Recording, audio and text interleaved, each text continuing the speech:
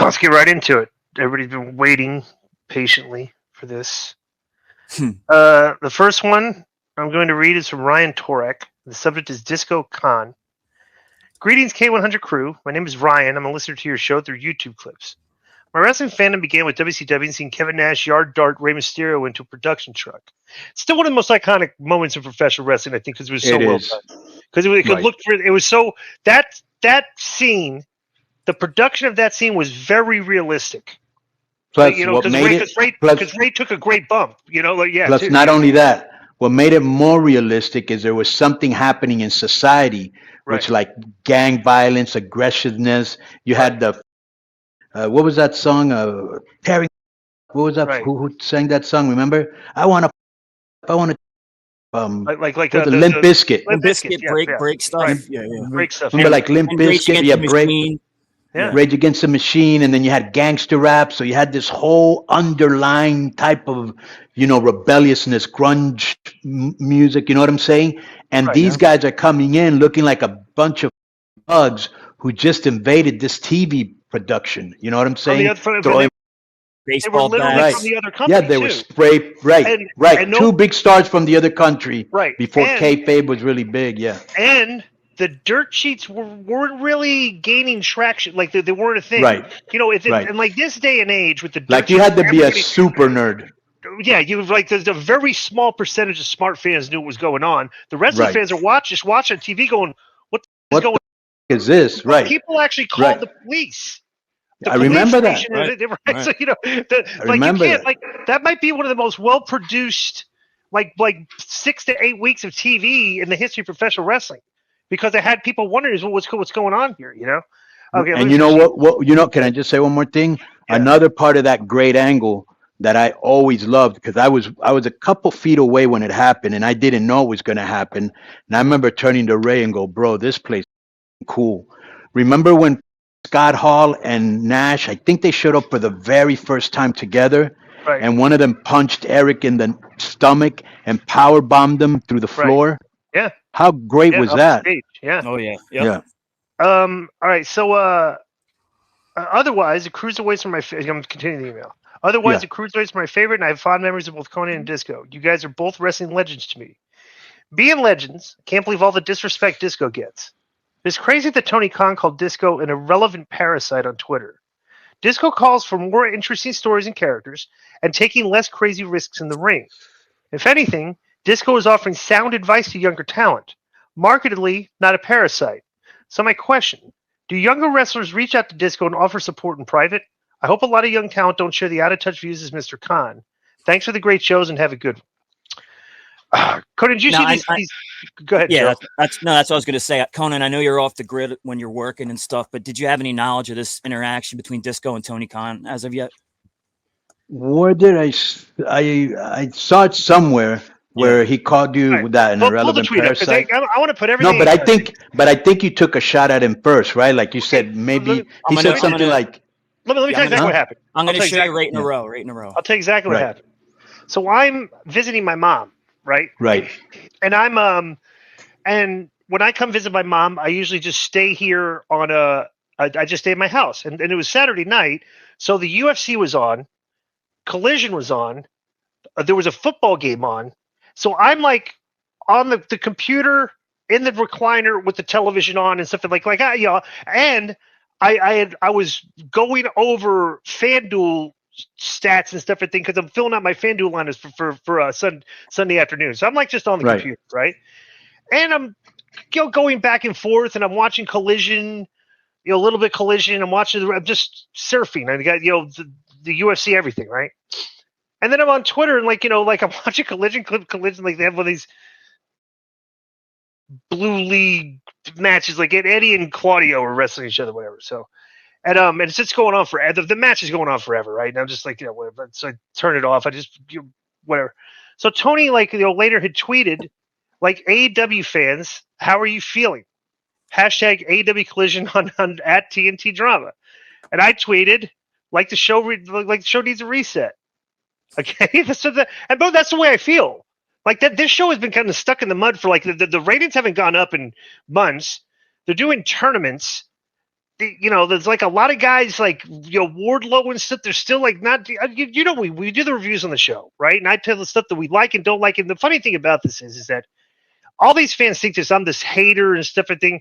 When at the end of AEW, we literally say, "Hey, go out of your way and watch this." Like we'll say, you'll say that, I'll say, "This is the stuff I liked. This is the stuff I didn't like." And there's always every single week, there's at least some stuff I like. Nobody wants to talk about it because let's listen to our review, right? So then Tony tweets, and this was like instantly because I didn't really notice it, but I went back like a couple minutes. I saw like all of a sudden my notifications are blowing up. I'm like, here, so so then Tony tweets that. This is the funniest thing about this, though. So he tweets, "The belief that you're an irrelevant parasite unites the entire pro wrestling community." Then he has to put hashtag AEW Collision. That's like a funny little thing to put in a tweet like that, right? Hashtag Collision, right? So of course, earlier in the day, it was making the rounds. Tony did a video in I guess his media thing where he was talking about how AEW is constantly under attack. Did you hear this, Conan? I didn't hear it. I saw a little transcript. Like I saw the headline. It's under attack. So it's like, here's a guy, like, it's like he's playing the victim role. We're under, and I'm like, can I say something to that real quick? I'm 56 years old. How old are you, Conan? 59? Right. But listen, listen. Go ahead. Bro, here's the thing. Do you know how much I get in AAA? A lot. Right. The CMLL guys get a lot. WWE gets a lot. Bro, you're in the wrestling business. The people are hypersensitive, hypercritical, and you're going to get heat, bro. That's all there is to it. Right. It ain't like you're the only one. Right. I get a lot too. But the funniest thing is here. Do you want to hear Tony's quote? Yeah, let's hear the quote. Okay, so he said, "For AEW, and I think Ring of Honor, because it falls under my ownership, to be AEW is to be under constant attack. You do a great show, and the next day somebody's saying something negative. You do 5 great shows in a row, somebody's saying something negative. You break the ticket record for the most tickets ever sold for any wrestling show in the history of the world, and somebody has something bad to say about it." He says, "It's worth the fight, and I love the fight. I'm never going to stop fighting no matter what happens. No matter how things change, it's worth it. It's the fight Jim Crockett fought, and Vern Gagne and Ted Turner, and so many other people that have tried." Right. Okay, so let me say one thing. A lot of those guys were in business a lot longer than you before they went out of business. So let's just see how long you stay in business. And I'm not hoping no ill will. But bro, how about all the people that put over your show? They don't count. Why don't you put them over? You're just worried about the negative. That's what I always tell I go, the haters, the guys who never been in the ring, who will never be in the ring, who are really, cool at talking behind the keyboard. They're not in there traveling the roads. They're not. How about all the people that are going out there and chanting your name? So just worry about the people that are supporting you and listen to people that are giving you constructive criticism. You should be able to differentiate by now and listen to what they're saying. And I want to make a point too, that, dude, I was a fan from like 11 and 12 years old. Okay. And I was inspired by professional wrestling so much. And some of the guys that I grew up watching, Flair, Piper, Macho and stuff, Dusty. I literally went and tried out, did the work, trained, took the bumps to try to make a living in this business. Okay, I paid my dues, right? I got up and down the roads. I've been in the ring, and I wrestled during a period of time when wrestling was the hottest it's ever been. Okay, and let me just say one thing. Go ahead. In a very, very, very competitive place and time where it isn't up to him if he was going to be on TV. There were guys that had experience in the business that said, should we use Disco? Should we use this guy? Should he bring Disco back? Is he entertaining? Is he not entertaining? Obviously, he was entertaining enough to hold on to a job for 3 or 4 years or however you were there. And get a lot of TV time.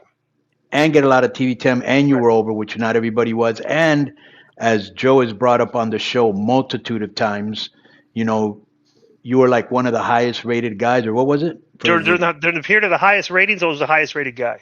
His quarter hours. During that window of like 1998, like. But bro, those are just the echo chamber. So-called experts that don't know any better, and they want to pile up and let's all pile up on Disco because that's a cool thing to do because he's trying to be relevant. He doesn't know what he's talking about. He's an old man and he was never anybody. If somebody was never anybody, it's you guys. Well, and let me make a point. Like anybody in the business should be offended that, I mean, maybe the AEW guys are, because Sammy Guevara tweeted, when Tony tweeted, like, if capital letters facts, they're like, hey, dude, I paid my dues. You bought your way into this business, and you're gonna call me an irrelevant parasite when I did, like, way more to make a name for myself in this business than just putting up a bunch of money and buying a company. Okay, but let me tell you what. That's let me just finish. It's very offensive that if this was Vince McMahon or Hunter or something, it would bother me more because I would take it more personally. But a guy like this is like, dude, your tweet literally looks like any fan tweet that people just come at me and hate on me and stuff. Like, you look like just like all the fans, and you're the head of a company. It's like, dude, this is not behavior becoming of the head of a wrestling company. So the funniest thing about this is that I called Madden, like, and I told him, because he hadn't seen this, like, this was Sunday morning. He goes, you see that? He goes, you have any hot news? I go, yeah, I do have hot news. You can see the Twitter thing, and I read him that tweet. And Madden just summed it up. This is like the short version of just like, if you could sum this up as easily as this. So you know what Madden's comment was? He's like, well, united the wrestling community. That's more than Tony Khan could ever say he ever did. So I just tweeted this. If I'm irrelevant, how do I unite the wrestling community? If the wrestling community is united by someone who is irrelevant, what does that say about the wrestling community? Love to hear the answers. Dude, you're trying to tell me I'm irrelevant is a slur? But everybody and their mother is attacking me, commenting. I'm obviously not irrelevant. If I'm irrelevant, why are all of you in the wrestling community spending so much time collectively gathering this mob to tell me I'm irrelevant? That's like the stupidest thing. It's like, I'm obviously relevant if you guys are all putting. You know what I think? Commenting. It's hysterical. Yeah. I think that he's probably, because you just told me, you told me how you came to the decision to write that, right? Right. And Tony's probably. Did you do this during the show or after? I was watching. Well, the thing was, I'm watching. I don't know if I was watching I was watching real time, but I fast forward to go backwards and stuff. I don't know. All right. So, it was after the show, I believe. Yeah. Yeah. Okay.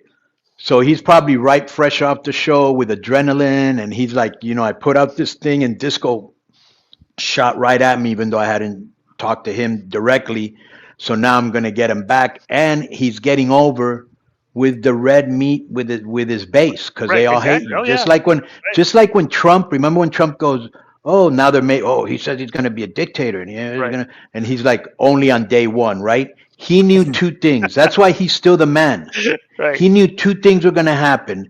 His base was going to pop, right? And he was going to trigger the snowflakes, right? And he did both. Exactly. So to him, it's like, I'll pop my base. You know what I'm saying? And I'll Disco. Exactly, but the thing he doesn't. I mean, I don't know if he realized that I have thick skin. No, he doesn't know because he. So, but the funny thing is, like, he talks about he's constantly under attack, and he knew what he was doing. Now I'm under attack from all this different tweeting at me, calling me irrelevant. You were a jobber, just like all the typical things that all the marks. Yeah, all the lazy. That didn't watch the shows back then. Right, These are but they just heard. But they just heard about you. Yeah, Disco's. Right. And once the narrative is loud enough, it becomes facts. Right. And then the funniest thing is, like, I'm not. I would like to be relevant. Because I literally the only reason I'm doing this is because Conan asked me to do that. I wouldn't be doing a podcast probably. I still might be doing a podcast with Russo where we're behind a paywall. And it's aggravating me because Vince gets emails every week of people complaining about my performance on his show. Like, it's just like complaints, right? But I had a chance to do this with Conan, and Conan's one of my longtime best friends in the business, and it's entertaining to be able to. Yeah, but I think, bro, let me tell you, my guilt. But let me finish. Yeah, bro, like in my job and in my people I know in Vegas, everything, nobody knows about this.